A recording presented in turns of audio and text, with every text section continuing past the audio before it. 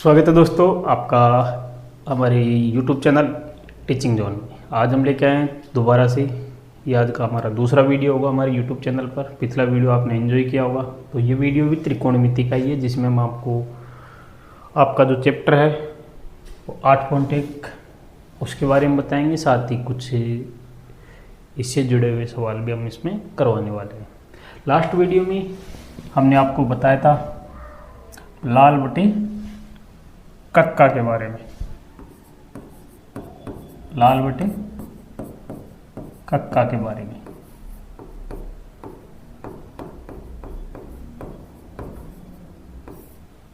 ठीक है, लाल बटे कक्का आपने देख ही लिया होगा। लंब बटे कर्ण, लंब बटे कर्ण, तो ये होता है साइन। इसके बाद कोस अगर निकालना हो तो आधार बटे कर्ण, एंड टेन निकालना हो तो लंब बटे आधार। चलिए, ये सब हमने सीख लिया है पिछले वीडियो में, जो कि आपको अच्छे से बता दिया गया था। अब हम आज के इस वीडियो में शुरुआत करते हैं कि लंब क्या होता है, आधार क्या होता है, कर्ण क्या होता है। मान लीजिए कोई आपको एक 90 डिग्री का एक त्रिभुज दे दिया गया है। मान लीजिए ये, सॉरी, हाँ, आपको एक त्रिभुज दिया हुआ है जिसमें आपका जो ए है ये न्यून कोण है, बाकी जो बी है वो आपका 90 डिग्री का कोण है, एंड सी। अब इसमें आपको बताना है कि कर्ण कौन सा है, लंब कौन सा है, आधार कौन सा है। तो इस कोण के लिए, कोण ए के लिए, कोण ए के लिए, तो कोण ए के लिए हम क्या निकालेंगे, कैसे निकालेंगे? कोण ए के लिए जो इससे संलग्न भुजा होती है, इससे सटी हुई भुजा होती है, उसको बोलते हैं आधार। क्या बोलते हैं? आधार। जो इससे सटी हुई भुजा होती है उसको बोलते हैं आधार, यानी कि ए बी हो जाएगा हमारा आधार। लंब क्या होगा इसमें? लंब हो जाएगा आपके लिए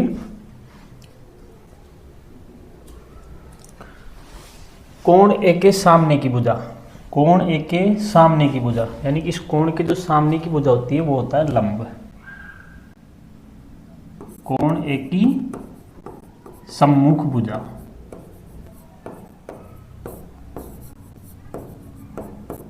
ये हमारा हो जाएगा लंब। एंड कर्ण होता है जो 90 डिग्री का कोण होता है उसके सामने की भुजा, यानी जो सबसे बड़ी भुजा होती है वो तो कर्ण होता ही है। लेकिन लंब एंड आधार में आप कंफ्यूज नहीं होना। ऐसे ही कोण बी के लिए, वो कोण सी के लिए अगर हम निकालना चाहें तो कोण सी के लिए कैसे निकालोगे आप? कोण सी के लिए, कोण सी के लिए, कोण सी के लिए हमको साइन निकालना है, साइन ए और साइन सी। मान लीजिए साइन सी निकालना है, तो इसके लिए लंब क्या होगा? लंब होगा इसके लिए इस कोण के सामने की भुजा, यानी कि ए बी। ए बी लंब होगा, एंड आधार होगा आपका बी सी। क्या होगा आधार? B C. कर्ण वही सबसे बड़ी भुजा 90 डिग्री के सामने की, ए सी होगा कर्ण। तो अब आप इसको अच्छे से समझ गए होंगे कि जिसका भी कोण निकालना है हमको, जो भी न्यून कोण हमको निकालना है, जैसे कि ए निकालना है, ए के लिए निकालना है, तो ये इसके जस्ट इस कोण के सामने की भुजा लंब होगा, और इससे सटी हुई भुजा, यानी कि इसके जो इस कोण से सटी हुई भुजा होती है उसको बोलते हैं आधार, एंड सबसे बड़ी भुजा कर्ण होता है। वहीं कोण सी के लिए आधार होगा इसके इस कोण के सामने की भुजा कौन सी है? A B. तो ये हो जाएगा लंब आपका, और इस कोण से सटी हुई भुजा कौन सी है? B C. तो इसका जो आधार होगा वो होगा बी सी, एंड कर्ण तो आपका यही रहेगा किसी भी परिस्थिति में, क्योंकि ये सबसे बड़ी भुजा है। चलिए अब हम आगे इस चैप्टर की शुरुआत करते हैं। शुरुआत करने से पहले मैं आपको कुछ महत्वपूर्ण अनुपात बता देता हूँ। ठीक है, तो अनुपात इस प्रकार है ज़्यादातर ये है कि वैसे तो पर्टिकुलर वो नहीं है, लेकिन अनुपात इस प्रकार से है जैसे कि 3, 4 एंड 5, 3, 4, 5। अगर मान लीजिए आपको दो भुजा कोई भी दे देते हैं 3 और 4, तीसरी भुजा हमेशा 5 होगी। ये आपको याद ही रखना है, कर्ण निकालने के लिए कर्ण हमेशा 5 होगा। दूसरा, इसको आप अगर मान ली 2 से गुणा कर दोगे तो ये हो जाएगा 6, 8 एंड 10। ये वाला भी आपका 6 और 8 कोई दो भुजा दे रखी है तो तीसरी भुजा होने वाली है 10। तीसरी भुजा क्या होगी 10, यानी कि कर्ण क्या होगा, एक भुजा दे रखी है 6, 1, 8, दूसरी तीसरी भुजा क्या हो जाएगी कर्ण। ये एक बेसिक याद करने की बातें बता रहा हूँ मैं आपको, जिसको आप अपने जहन में उतार सकते हो। 4, 5 को अगर 3 से गुणा करोगे तो 9, 12 एंड 15। ये आपका तीसरा अनुपात होगा, यानी कि किसी भी त्रिभुज के दो भुजाओं का मान दे दे 9 और 12, तीसरा मान होगा 15। या 12, 15 दे दे तो तीसरा मान होगा 9, या 15 और 9 दे दे तो तीसरा मान होगा 12। एक ये याद करने की बेसिक बातें हैं जो कि काफ़ी इजी भी है। दूसरा आप ले सकते हो 5, 12, 13, 5, 12 एंड 13। अगर दो भुजाएं दे रखी है 12, 13, तीसरी भुजा 5 होगी। दो भुजाएं दे रखी है 5 और 12 तो तीसरी भुजा 13 होगी। ये फैक्ट त्रिभुज के लिए ये कुछ मैंने जो लिखा है वो आप याद भी कर सकते हो। एक आप याद कर सकते हो 7, 24, 25, 7, 24, 25। एक है आपका 8, 15, 17। तो कुल मिला के ये 6 अनुपातिक है जो एक दूसरे से संबंध बनाते हैं। ये हमेशा समकोण त्रिभुज के लिए ही कुछ मान होते हैं जो फिक्स होते हैं। जैसे कि 3 और 4 दो भुजा दे रखी है किसी समकोण त्रिभुज की तो तीसरी भुजा ये 5 ही होगी। और अगर आपको दे रखी है दो भुजाएं 6 और 8 तो तीसरी भुजा हमेशा 10 होगी। 9 और 12 दे रखी है तो 15 होगी। 5 और 12 दे रखी है तो 13 होगी। 7 एंड 24 दे रखी है तो 25 होगी। 8 और 15 दे रखी है तो 17 होगी। तो आपके समझ में आ गया होगा मेरे ख्याल से कि भाई ये एक बेसिक याद करना है आपको। वैसे तो निकालने का मैंने आपको एक फॉर्मूला बताया था, कर्ण स्क्वायर बराबर लास्ट वीडियो में, कर्ण स्क्वायर बराबर लंब स्क्वायर प्लस आधार स्क्वायर। इससे तो अपन निकालेंगे ही, लेकिन एक बेसिक मान लीजिए अभी निकाल के बताता हूँ मैं आपको। मान लीजिए किसी भी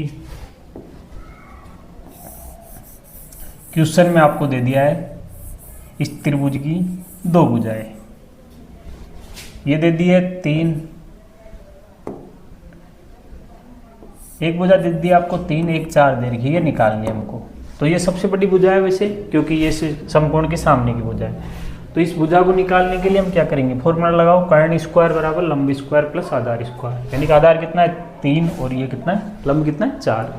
तो कर्ण स्क्वायर निकालने के लिए हम आधार का स्क्वायर यानी कि 3 का होल स्क्वायर प्लस 4 का होल स्क्वायर।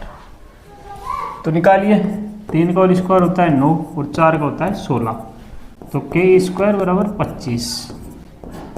के स्क्वायर को हम वो करेंगे तो ये 25 के ऊपर अंडर रूट हो जाएगा। तो के का मान आ जाएगा 5। तो अभी थोड़ी देर पहले मैंने बताया था 3, 4, 5। अगर 3 और 4 दे रखी है तो तीसरी भुजा में से 5 होगी। ऐसे ही मान लीजिए आपको दे दिया 5 और 12। क्या दे दिया आपको 5 और 12। अब 5 और 12 के लिए भी एक बार देख लेते हैं कि क्या वो मैंने मान लिखाए थे वो सही है गलत है। तो ये होगी भुजा 5 एंड ये 12। अब तीसरी भुजा हम निकालने हैं तो वही कर्ण स्क्वायर बराबर आधार का स्क्वायर यानी कि 5 का होल स्क्वायर प्लस लंब का होल स्क्वायर 12 का स्क्वायर। तो 5 का स्क्वायर कितना होता है 25 और 12 का स्क्वायर होता है 144। तो आपका के स्क्वायर आ जाएगा 25 प्लस 144 कितना 169 और 169 होता है 13 का स्क्वायर। यानी कि के बराबर अंडर रूट का 169 अंडर रूट में होता है मान 13 का। तो मैंने अभी आपको जो अनुपातिक मान लिखाए थे 5, 12, 13, तो इसका मतलब तीसरी भुजा होगी 13। तो ये 5, 6 मैंने अनुपातिक मान लिखा है वो आप याद भी कर सकते हो। ऐसे ही एक के लिए होता है दो भुजाएं यदि एक तो तीसरी भुजा में है होगी अंडर रूट 2। तीसरी भुजा हमेशा अंडर रूट 2 होगी। और ये एक समकोण त्रिभुज के लिए है, ना कि किसी और की। ये भी कंफर्म कर लेना कि ये अनुपातिक मान है जो एक समकोण त्रिभुज की पहचान है, या हमेशा समकोण त्रिभुज ही होने वाले हैं, ये अगर मान दे रखे हैं तो। चलिए अब हम शुरुआत करते हैं चैप्टर की 8.1 के साथ, जो आपका पहला क्वेश्चन होने वाला है आज के इस वीडियो का।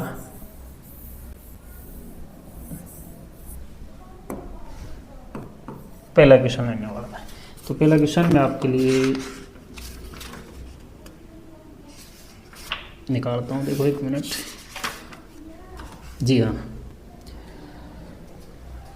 पहला क्वेश्चन आपको, ABC एक समकोण त्रिभुज है। ABC एक समकोण त्रिभुज है, ठीक है, जिसमें B समकोण है, ABC, यानी कि ये समकोण है।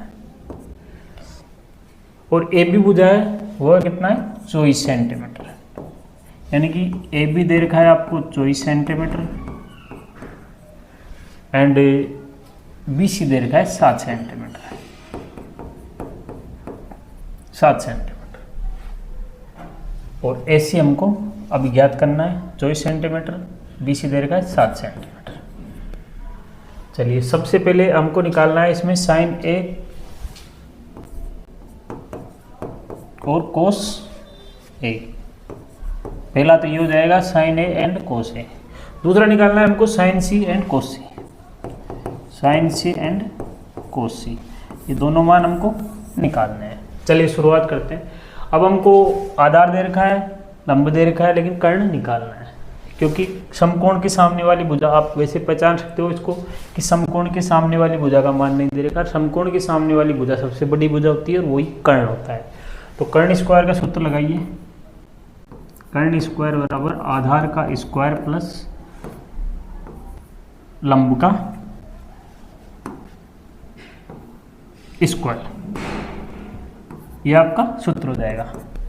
तो आधार मान लीजिए 24 है, 24 का स्क्वायर, लंब कितना है आपका 7 का स्क्वायर, क्या हो जाएगा 24 का कितना है 256, 256 होता है, एक बार कंफर्म कर लेना आप, प्लस 49, जोड़िए इनको,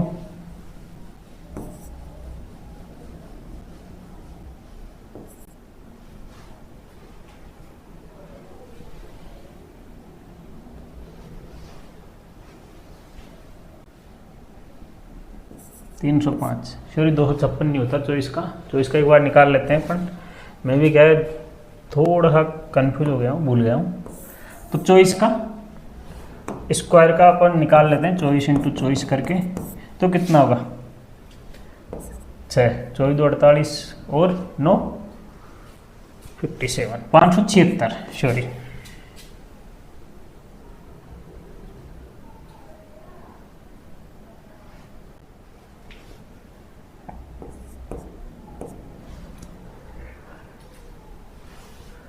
आपका 24 का हो जाता है। तो 576 रखिए 24 का मान, प्लस 7 का हो जाएगा आपका 49, दोनों के मान रख दे स्क्वायर के, जोड़िए इनको, 625 के स्क्वायर, तो के का मान आ जाएगा आपके पास √625 और इसका मान हो जाएगा 25, यानी कि जो आपका कर्ण होगा वो होगा 625 का √ यानी कि 25। तो मैंने अभी आपको थोड़ी देर पहले लिखाया था कि दो भुजाएं अगर किसी की त्रिभुज की या समकोण त्रिभुज की 7 और 24 दे रखी है तो तीसरी भुजा 25 होगी। तो वो डायरेक्ट भी निकाल सकते हो आप, अगर याद कर लिया तो आपने 3 5 को, अरे याद नहीं किया तो कोई बात नहीं, आप इस फॉर्मूले के जरिए भी निकाल सकते हो, ठीक है। अब AC कितना है अपने पास 25, कितना है AC का मान 25,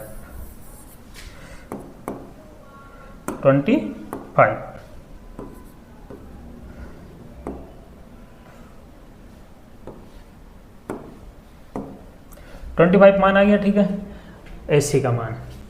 अब निकालना है हमको sine A and cos A, sine A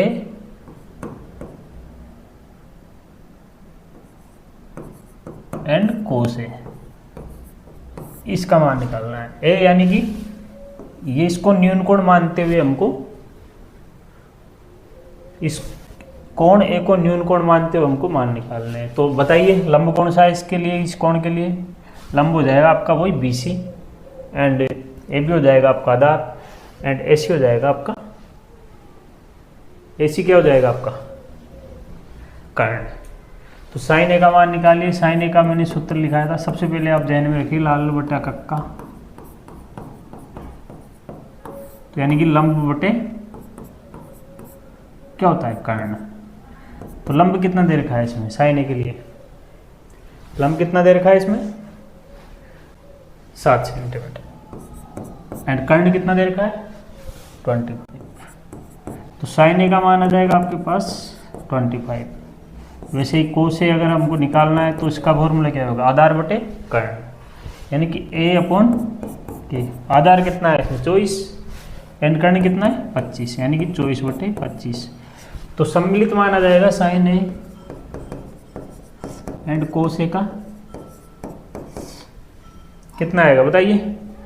sign and cos ए का मान आएगा 7/25 एंड 24/25। ये आपका कंबाइंड मान आगा।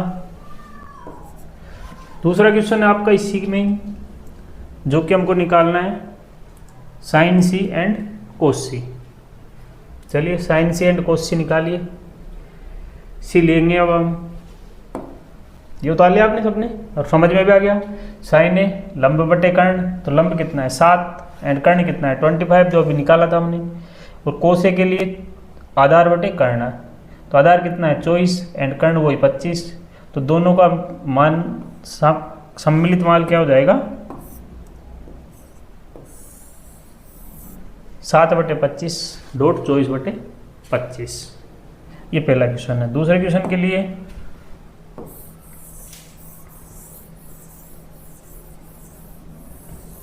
चलिए दूसरा क्वेश्चन आपका साइन सी एंड कोस सी। चलिए कोस सी यानी कि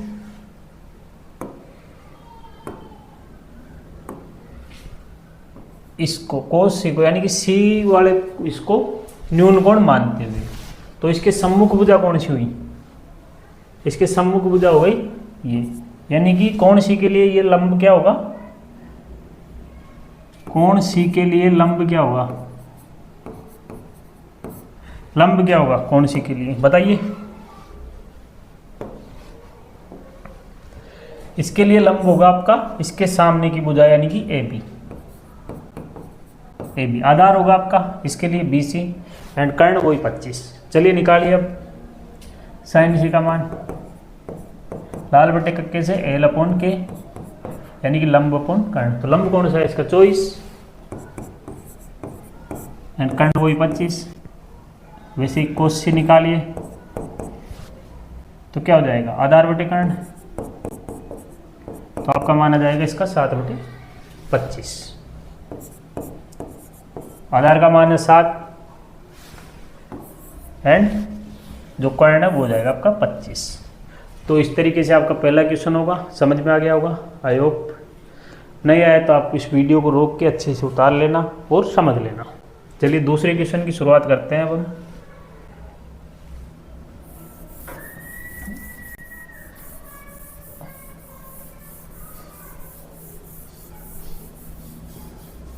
क्वेश्चन नंबर 2। तो 2 क्वेश्चन में एक आपको आकृति दी हुई है PQR। क्या दे रखा है? एक PQR दे रखा है आपको, PQR दे रखा है जिसपे Q एक समकोण है और PR दे रखा है 13 सेंटीमीटर एंड 12 सेंटीमीटर दे रखा है PQ। तो ये वाली भुजा निकालनी है हमको और उसके बाद मान निकालना है tan P minus cot R। tan P minus cot R, इसका हमको मान निकालना है। चलिए सबसे पहले तो अगर आपने अभी मैंने लिखा है तो वो याद कर लिए हो तो इसका मान आप डायरेक्ट भी बता सकते हो। सबसे पहले तो आप इसमें जानिए कि समकोण कौन सा है। तो समकोण है क्यूब पर, तो क्यूब के सामने यानी कि समकोण के सामने की सबसे बड़ी भुजा होती है कर्ण। ये हो गया आपका कर्ण, ये हो गया आपका आधार क्यूब के लिए, ये हो गया आपका लंब। चलिए अब निकालिए। सबसे पहले कर्ण का मान दे रखा है हमको, लंब का दे रखा है, आधार का मान निकालना है। तो हमने फॉर्मूला जो पाइथागोरस का था वो पढ़ा था, कर्ण स्क्वायर बराबर आधार का स्क्वायर प्लस लंब का स्क्वायर। तो कर्ण का मान दे रखा है हमको, लेकिन हमको तो निकालना है आधार का स्क्वायर। अब आधार का स्क्वायर निकालना होगा तो इस लंब के स्क्वायर का पक्षांतरण कर दो इधर, तो इसको इधर भेजोगे तो ये माइनस में हो जाएगा, यानी कि इसका प्लस का चिन्ह हो जाएगा माइनस में। तो इसे में मान लीजिए हमको निकालना है इसमें आधार का स्क्वायर, तो इसका मान क्या होगा, कर्ण का होल स्क्वायर माइनस के लंब का स्क्वायर,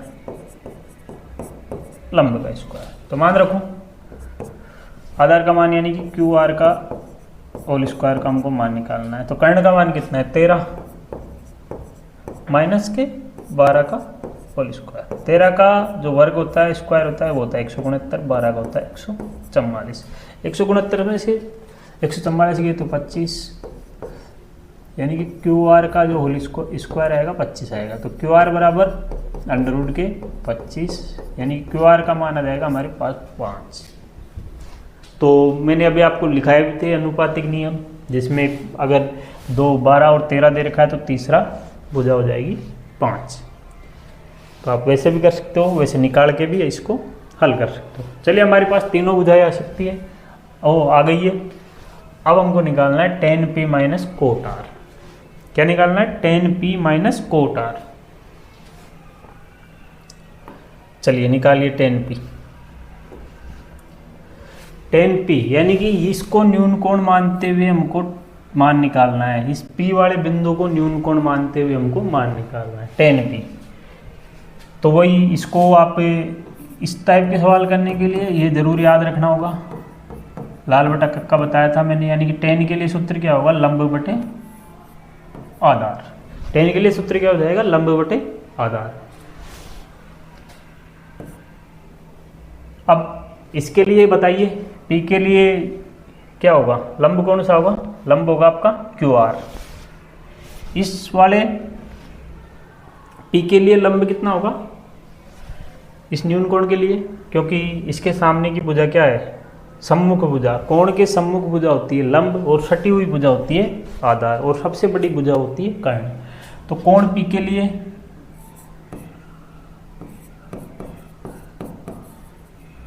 क्या हो जाएगा, कोण P के लिए आधार होगा, आधार क्या होगा, क्यू आर हो जाएगा, वो पी क्यू हो जाएगा, एंड लंब हो जाएगा आपका क्यू आर। कर्ण तो यही सेम ही रहेगा आपका पी आर, कर्ण क्या रहेगा पी आर। चलिए अब मान रखिए डायरेक्ट tan p निकालना है हमको, tan p का मान हमको निकालना है। तो क्या होता है, लंब बटे आधार। तो लंब का मान कितना है, यानी कि क्यू आर। क्यू आर का मान कितना है इसमें, इस क्यू आर का मान बताओ। तो क्यू आर का मान है हमारे पास जो भी हमने निकाला था 5 सेंटीमीटर। कितना है 5 सेंटीमीटर, यानी कि 5 बटे आधार कितना है पी क्यू। पी क्यू का मान बताओ कितना है 12 सेंटीमीटर, 12। तो tan p आ गया है हमारे पास 12। फिर निकालना है हमको कोट आर, दूसरा है हमको कोट आर, यानी कि इस वाले इसको न्यून कोण मानते हुए हमको इस आर को न्यून कोण मानते हुए हमको कोण आर के लिए, अब आर के लिए हमको लंब क्या होगा, इसके सामने की भुजा कौन सी है, इस न्यून कोण के सामने की भुजा कौन सी है, पी क्यू। तो लंब हो जाएगा पी क्यू। लंब कितना होगा इसके लिए, पी क्यू। इस वाले कोण के सामने की भुजा कौन सी है? ये सटी हुई भुजा कौन सी है? Q R. तो आधार होगा इसका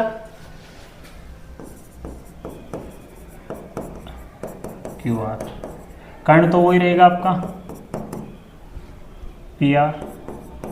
कर्ण तो सेम रहने वाला है। चलिए अब निकालिए cot R. Cot R, cot का सूत्र होता है कर्ण का जस्ट उल्टा, यानी कि कर्ण के लिए होता है लंब बटे आधार, तो इसका जस्ट उल्टा कर दीजिए आधार बटे लंब। टेन का जस्ट उल्टा यानी कि टेन का जो कोटाइन होता है वो होता है टेन बराबर होता है 1/कोट। तो कोट के लिए हो जाएगा 1/10 यानी कि जस्ट इस टेन का उल्टा। तो इसमें एक टेन के लिए होता है लंब बटे आधार, तो इसके लिए हो जाएगा आधार बटे लंब। क्या हो जाएगा? आधार बटे लंब। मान रखिए आधार का मान कितना है? क्यू आर, यानी कि आधार कितना था इस कोण आर के लिए? कोण आर के लिए आधार था क्यू आर। लंब कितना था? P Q. मान रखो क्यू आर का मान कितना है? 5 एंड पी क्यू का मान कितना है? वही 12। अब हमको दोनों के मान आ गए, टेन पी का भी आ गया है और कोट आर का भी मान आ गया है। हमको निकालना है tan P minus cot R. क्या निकालना है? Tan P minus cot R. तो निकालिए tan P minus cot R. मान रखिए डायरेक्ट आपके मान हो जाएंगे 5/12 माइनस 5/12। दोनों सेम संख्या है, कट जाएगी 0। तो आपको जो आंसर होगा इस क्वेश्चन का tan P minus cot R, उसका होगा 0 आंसर। समझ में आ गया? मैंने अच्छे से आपको समझा दिया है। बता देता हूँ फिर भी, इस न्यून कोण के लिए जो सामने वाला भुजा होगी वो होगा इसका लंब, और इससे सटी हुई भुजा होगी इसका आधार। इस न्यून कोण के लिए इससे सटी हुई भुजा यानी कि पी क्यू होगा आधार, और इसके सामने वाली भुजा होगी लंब। इस चीज़ में कभी भी